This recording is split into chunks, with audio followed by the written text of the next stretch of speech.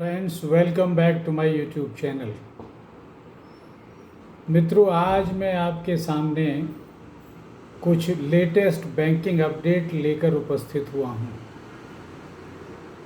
आप लोगों की जानकारी में ये बात तो अवश्य होगी कि बैंकिंग रेगुलेशन एक्ट में अमेंडमेंट किया जा रहा है। Banking regulation act amendment bill parliament में प्रोड्यूस किया जा चुका है, इंट्रोड्यूस किया जा चुका है। पार्लियामेंट ने उस बिल को पास भी कर दिया है, जिसके दो बहुत महत्वपूर्ण और सुखद परिणाम होने वाले हैं। पहला,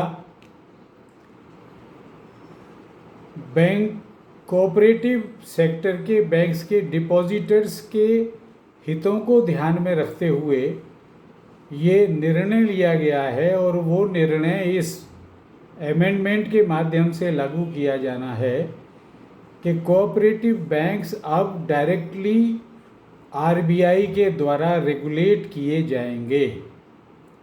इसका सीधा लाभ कोऑपरेटिव बैंक्स के डिपॉजिटर्स को मिलने वाला है।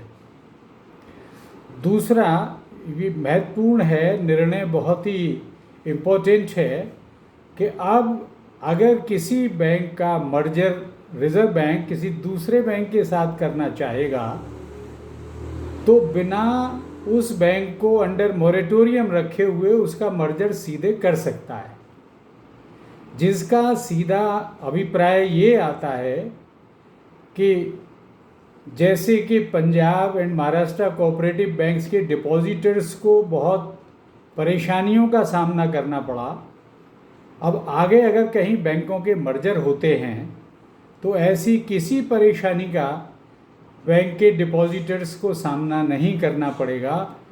उनके डिपॉजिट्स के विड्रॉल पर किसी प्रकार की कोई रोक नहीं होगी और उस बैंक का बिजनेस स्मूथ रूप से चलता रहेगा और दूसरे बैंक में उसका एक बड़ा स्मूथ मर्जर भी हो जाएगा। प्रोसेस में उसके डिपॉजिटर्स को पता भी नहीं चलेगा।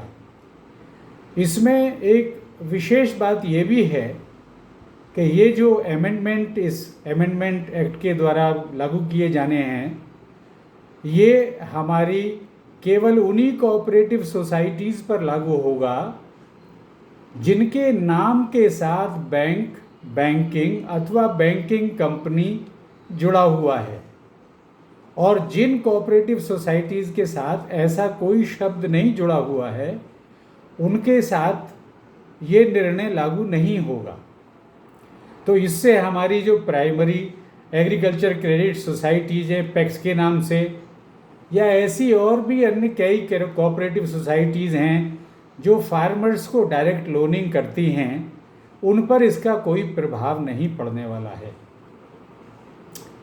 इसके साथ साथ दो तीन और महत्वपूर्ण बातें हैं दोस्तों, जिनमें एक है कि मैंने अपने 44 साल के बैंकिंग कैरियर में पहली बार रिजर्व बैंक गवर्नर के मुंह से ये सुना कल कि भाई हमें डिपॉजिटर्स के हितों का भी ध्यान रखना चाहिए, और साइमल्टेनियसली वित्त मंत्री महोदया ने भी पार्लियामेंट में ये वक्तव्य दिया कि हमें डिपॉजिटर्स के हितों का भी ध्यान रखना चाहिए, हम उनके हितों की अनदेखी नहीं कर सकते हैं।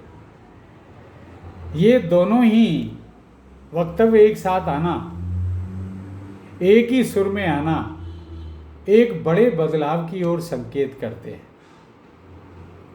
तो मेरा बैंकर मित्रों, आप सभी से ये अनुरोध है और ये मेरा विनम्र निवेदन भी है कि आप भी अपने डिपॉजिटर्स का पूरा ध्यान रखें, क्योंकि डिपॉजिट्स के बिना बैंकिंग व्यवसाय की कल्पना भी नहीं की जा सकती है। तो अपने डिपॉजिटर्स का पूरा ध्यान रखें, क्योंकि अभी तक का मेरा अनुभव ये कहता है कि जितने भी पॉलिसी रेट्स को घटा कर या जो भी चेंजेस इंटरेस्ट रेट में कमी करके आते हैं, या आपकी ईएमआई पर लोन रीपेमेंट मोरेटोरियम आया और भी जितनी छूट सहूलियतें रियायतें आती हैं वो सारी की सारी हमारे लोनीज यानी ऋणियों के हिस्से में ही आती हैं। डिपॉजिटर का उनसे कोई भला नहीं होता है। पहली बार मैंने दो मुख्य सरकारी संस्थाओं के मुखियाओं के मुंह से ये बात सुनी कि हम डिपॉजिटर्स के हितों की अनदेखी नहीं कर सकते हैं। डिपॉजिट्स हमारे बैंकिंग व्यवसाय की लाइफलाइन है। तो मित्रों, आप भी अपने डिपॉजिटर्स का ध्यान रखें। कोरोना काल में अपने परिवार का भी ध्यान रखें।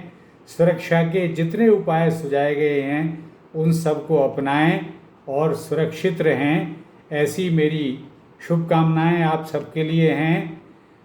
और अंत में मैं आपसे अपना एक विनम्र अनुरोध फिर दोहराना चाहूँगा कि मेरा ये वीडियो अगर आपको पसंद आता है तो आप इसे लाइक, शेयर और सब्सक्राइब अवश्य करें। आपका धन्यवाद, बहुत बहुत धन्यवाद।